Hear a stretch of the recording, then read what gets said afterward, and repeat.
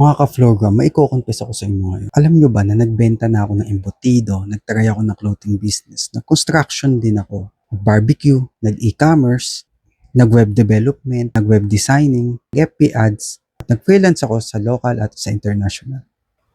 Alam nyo kung ilan doon ang tumagal? Wala. Lahat bumagsak. At alam nyo kung bakit? Kasi wala akong focus. Sobrang dami kong ginawa pero walang depth. At hindi lang ako nagsasabi niyan ha. Pati yung mentor ko mismo, yung CEO ng isang real estate marketing corporation dito sa Cavite. Sinabi niya mismo sa mukha ko na, JC, wala kang focus. Ang dami mong ginagawa pero wala kang pinaninindigan. Kaya yun, medyo masakit sa akin yun. Nakala ko sasabihin, oh, dami mong alam, ang galing mo naman. Sa totoo lang, tama talaga siya. Marami nagsasabi na wala ng pag-asa umasenso dito sa ating bansa, pero hindi ako naniniwala dyan. Kasi ako si JC Febre, isang entrepreneur at flowgrammer, at pinapatunayan ko na kaya nating maging successful sa ating bansang Pilipinas at maabot ang ating Filipino dream.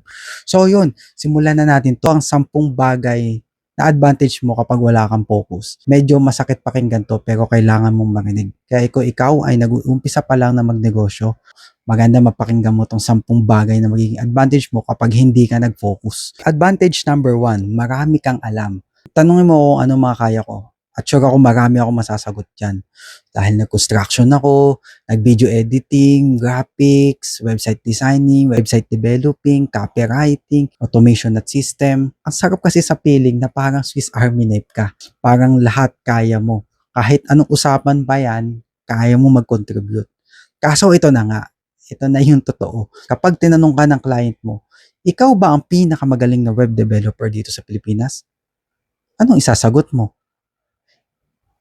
'Di ba? Knowing na ang dami mong alam, hindi mo masagot ng oo kasi hindi ikaw ang pinakamagaling sa lahat ng alam mo. Magaling ka lang ng konti, pero walang lalim na kahit isa doon. Sa case ko, nung nag-e-commerce space ako, self-learn ako about FB ads, web dev, graphics, video editing, product sourcing, copywriting, sabay-sabay at oo, nakasurvive naman ako doon at kumita din naman ako. Pero nung nag-compete na ako sa mga tao na 5 years na pure web development lang ang ginagawa, lagi akong number 2, number 3. Kahit kailan hindi ako naging number 1. May sikat na linya nga si Bruce Lee na hindi ko makakalimutan. Ang sabi niya, hindi niya kinakatakutan ang tao nagpa-practice ng 10,000 klase ng sipa. Ang kinakatakutan niya ay ang tao nagpa-practice ng 1 kick ng 1,000 times. Kasi yung taong yun, perfecto na ang mga sipa niya. Kaya nga ako noon, parang noong una, marami akong alam pero isang beses lang bawat isa. Wala akong na-master kahit isa. Oo, marami kang alam pero sa market, walang magbabayad ng malaki sa'yo dahil marami kang alam. Dahil usually, nagbabayad ang market dun sa taong master niya yung iisang bagay lang. Or master niya, for example, yung web designing, web development, doon ang mas malaki ang bayad. At habang wala kang focus, hindi mo mararating yung level na yun. Saklap, no? Kaya dapat mag-focus ka. So yun, pangalawang advantage, hindi ka boring. Kasi isipin mo, no, every time na makikita ka ng mga kaibigan mo, iba-iba na naman ang business mo. Last month, nagbenta ka ng t-shirt. This month, may barbecue stall ka. Next month, freelancer ka na. Exciting, di ba yung buhay mo? Kasi laging may bago. Even sa social media. Monday, nag-post ka ng clothing brand mo. Wednesday, nag-promote ka ng construction services mo. Friday, may bagong venture ka na naman. Ang dating sa tao, wow, grabe naman si JC. Ang dami niyang alam. Ang dami niyang business. Kaso, ang totoo, ang dating mo sa kanila ay hindi ko alam kung ano nga bang ginagawa ng tao na yan. Walang clarity. Walang identity. Wala kang, si JC, ito yung pupuntahan ko pag kailangan ko ng ganito. Wala. Kasi every month, iba-iba yung mga pinopost mo, iba-iba yung business mo. Walang focus. Ganito talaga yun eh. Nung wala pa akong focus, may mga tao na tinatanong ako, JC, ano pa talagang ginagawa mo? At alam mo yung sagot ko? Mahaba. Kasi kailangan kong i-explain yung 7 different things na ginagawa ko. At pag mahaba ang sagot mo sa tanong na yan, ibig sabihin talaga na wala kang focus. O yan guys, paulit-ulit na lang. Paulit-ulit na lang, puro focus na dito. Ay mag-focus kayo dito sa sasabihin ko. Kaya ngayon, pag tinanong ako, isang linya na lang talaga na nagbibuild ako ng tech company para sa real estate industry dito sa Pilipinas. Tapos isang linya lang Isang focus lang yan. At dahil doon, naiintindihan na ng tao kung sino ako at kung paano ako makakatulong sa kanila. Number 3, marami kang experience kasi ang dami mo nang natry, ang dami mo nang natutuhan, ang dami mo nang napagdaanan. Totoo naman, experience is valuable.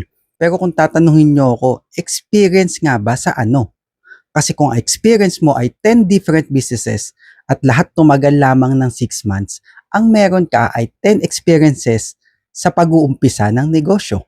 Wala kang experience sa pagpapalaki nito o pag-i-skill nito. And yun nga, sa case ko, nung nag-freelance ako, gumawa ako ng halos 200 websites para sa mga client ko sa iba't ibang industry at sa iba't ibang bansa. Sa LA, Asia, Australia, sounds impressive, di ba? 200 ba naman eh? Almost 200. Kaso, nung tinignan ko na yung data, 198 doon ang hindi na nag-renew. Actually, hindi na sila nagtagal at nagsara na yung business ng client. Medyo hindi na rin nag-reply yung iba at natapos na yung kontrata at wala nang balikan. Dalawa lang ang nagtagal at parehas ito na nasa real estate. At isa doon, almost 4 years na at nagre-renew pa sila. Pero alam nyo, hindi naman to basta data lang yan. Dito naman talaga ako nag-umpisa sa real estate. Bago pa man ang e-commerce, naging move-in officer na ako, naging sales agent, naging unit manager. At doon ko nang naramdaman na para sa akin tong industry na to. Ito nga guys, oh. Certificate ko yung nakabenta ako. So yun. Tapos nag-explore ako ng ibang bagay. Nag-e-commerce ako, nag-freelancing, lahat ng pwedeng subukan.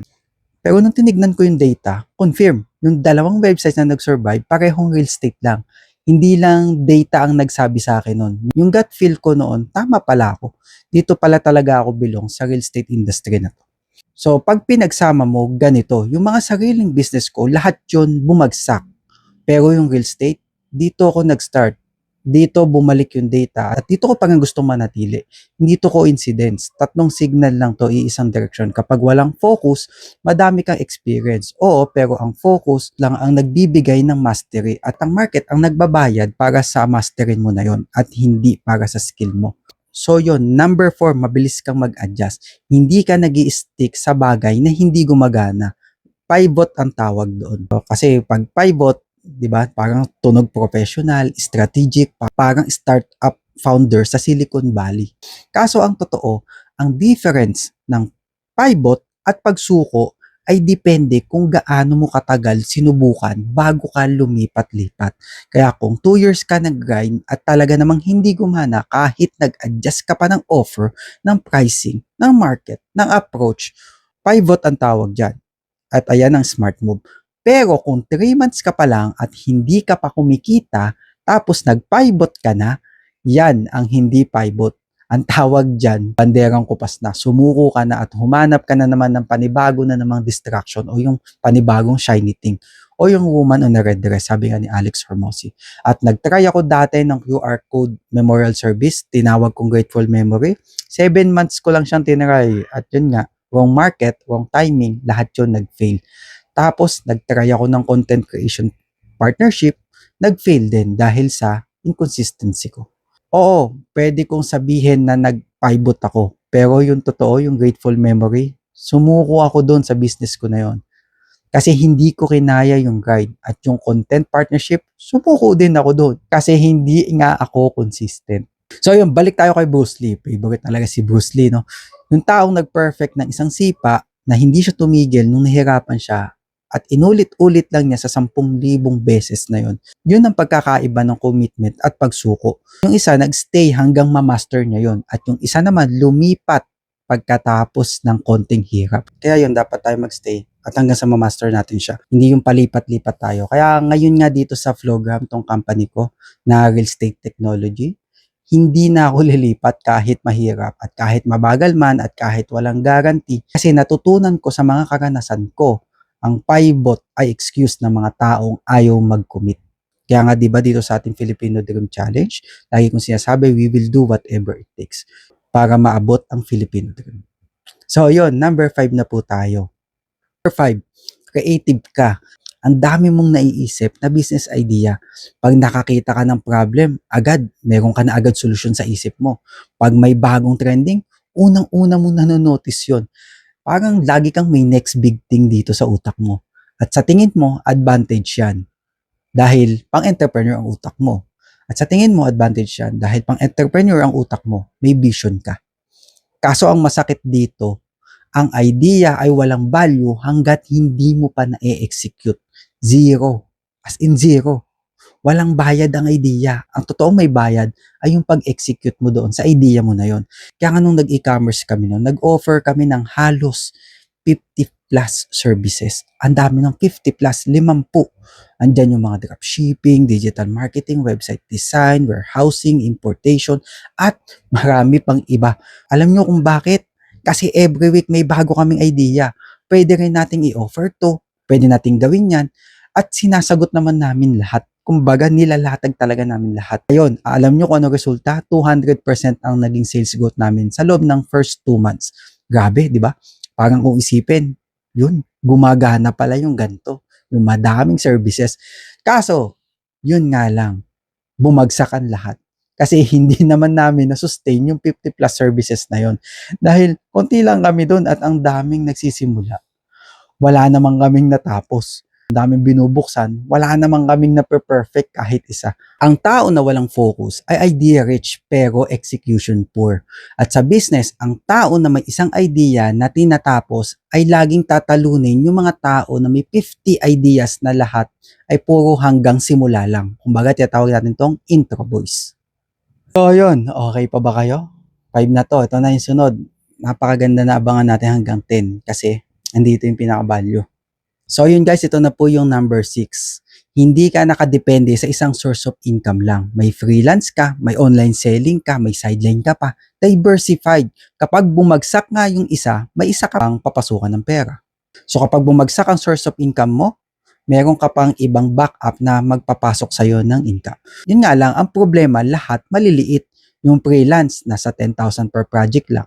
Yung online selling, nasa 3,000 per month lang. Yung sideline naman, 2,000 pag may kumagat. Total, halos nasa 15,000 pesos lang. Tapos, masaya ka kasi diversified ka. Kasi you don't put all your egg in one basket. And then, i-compare mo naman ito sa tao na nagpo-focus sa isang bagay at naging expert doon. For example, yung web developer na 5 years na pure e-commerce website lang, ay pwede siyang mag-range ng hanggang 50,000 hanggang 100,000 per project sa isang client lang. 'Di ba? Kaya nung wala pa akong focus sa freelancing, nag-a-accept ako ng lahat. Website, sige. FB ads, go. Graphic design, kaya yan. Video editing, tara try natin. Ang laki talaga ng menu ko. Pero ang liit ng per project rate ko kasi hindi ako specialist sa kahit na ano diyan. Kaya nung nag-focus na ako sa real estate technology, tumaas ang value ko talaga kasi specialist na ako doon. Hindi na ako yung freelancer na kaya ang lahat. Alam nyo kung anong naging ako? Yung tao na expert sa real estate systems. At ang expert ay laging mas mataas ang singil kaysa sa mga generalist. So kung tatanungin mo ang sarili mo, diversified ka ba dahil smart ang strategy mo? O diversified ka dahil ka pang mahanap na isang bagay na worth ng 100% ng focus mo? So yun, number 7, walang kumukopya sa'yo kasi walang competitor na nakakakilala sa'yo. Safe ka at walang threat. Ito yung advantage ng number 7. Alam mo ba kung bakit walang kumukopya sa'yo? Hindi dahil lang galing mo.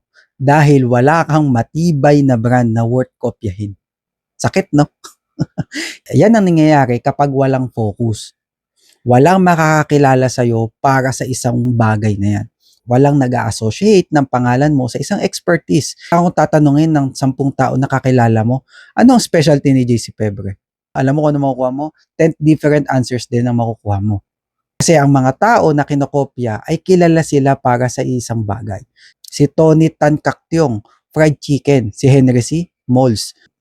Kasi meron silang isang pangalan, isang association, dyan ang brand. Kaya nga nung wala pa akong focus, walang kumukopya sa akin talaga kasi wala akong distinct na ginagawa. Pero nung nag-focus na ako sa real estate tech at tinawag kong Flowgram, doon na nag-umpisa ang clarity. Doon na may taong nagsabi na, si JC, siya yung nag-build ng tech system para sa real estate. 'Di ba? One line lang, tapos isang association. At oo, possible na may kumopya sa'yo eventually kapag may brand ka na. Pero mas maganda yon kaysa sa wala namang napansin na nag-i-exist ka. Yun, number 8, lagi kang may plan B. Kapag nag-fall yung isa, may pwede ka pang balikan. Dahil nga meron kang plan B at may safety net ka, hindi ka babagsak. Kaso ito yung hindi pinagsasabi ng mga tao tungkol sa safety net. Ang safety net mismo ay ang nagpapabagal sa'yo. Kasi alam mong may fallback ka at hindi mo binibigay ang 100% mo sa isang bagay. Isipin mo to. Kung sinabi ko sa sarili ko na kapag hindi gumana ang Flowgram sa loob ng isang taon, babalik na ako sa freelancing. Alam mo kung ano ang mangyayari? Kapag naging mahirap, ay hindi ako lalaban. Babalik lang ako sa comfort zone ko, sa freelancing, sa walang focus ulit. Pero kapag sinunog mo ang fallback mo, kapag sinabi mong ito na, walang plan B, ito lang ang gagawin ko hanggang sa gumana, dun lumalabas yung totoong grit mo. Kasi nawawalan ka na ng ibang option. Hindi gawin ito hanggang sa gumana. Nung sinabi ng mentor ko na, JC, wala kang focus. Hindi lang siya basta nagsabi na mag-focus ako. Sinabi niya na iwan ko ng lahat ng iba. Sunugin ko na yung mga sideline, yung mga just in case ko, yung mga plan B, at ilagay ko na lang lahat ng focus ko at ng effort ko sa iisang bagay lang. Sa totoo lang, ang fallback ay hindi advantage. Ang fallback ang dahilan kung bakit ka hindi makapag-level up. Kasi syempre, bakit ka nga ba pupusta kung alam mo namang may safety net pa sa'yo? Kaya ang nangyari, hindi mo na ibibigay ang 100% ng effort mo at hindi mo nabibigay ang totoong 100% mo. Number 9, dahil na-try mo na ang lahat, nakaka-relate ka na sa kahit sinong negosyante. Sa may tindahan, kaya mo na makipag-usap. Sa construction, alam mo na din kung ilan yung hinahalong semento doon. Sa may mga nag-online selling, may experience ka. Sa may software, nandoon din. Jack of all conversation. Lahat may masasabi ka. Kaso ito yung masakit sa tanong. Sino nga ba ang naghahanap sa'yo? Kapag may problema sa plumbing, hindi ikaw ang tatawagin. Kapag may kailangan ng website para sa real estate, hindi ikaw ang first name na maiisip nila. Kapag may gusto magpa-FB ads, hindi ikaw ang i-refer nila. Bakit kanyo? Kasi walang nakakakilala sa'yo bilang ikaw na master mo isang bagay. Kasi nakaka-relate ka sa lahat, pero hindi ikaw ang top of the mind sa kahit isa doon. Kaya nung nag-freelance ako internationally, LA, Asia, Australia, marami ang naging client ko, pero walang bumabalik.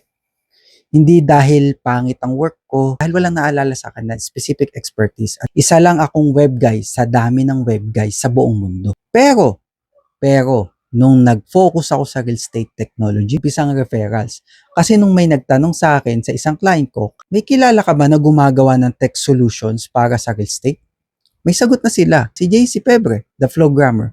Hindi dahil best ako sa lahat, kundi dahil isa lang akong nakafocus doon at yun ang naalala nila. Mas maganda na iisang tao ang naghahanap sa'yo para sa isang specific na problem. Kaysa naman na 10 tao nakaka-relate sa'yo pero wala namang nag-aabil ng service mo. At ang huli, ang pinakamalaki at ang pinaka-personal sa lahat, kapag wala kang focus, laging may exciting, laging may bagong idea, laging may shiny new thing, laging may next venture, hindi ka naboboard at hindi ka stagnant.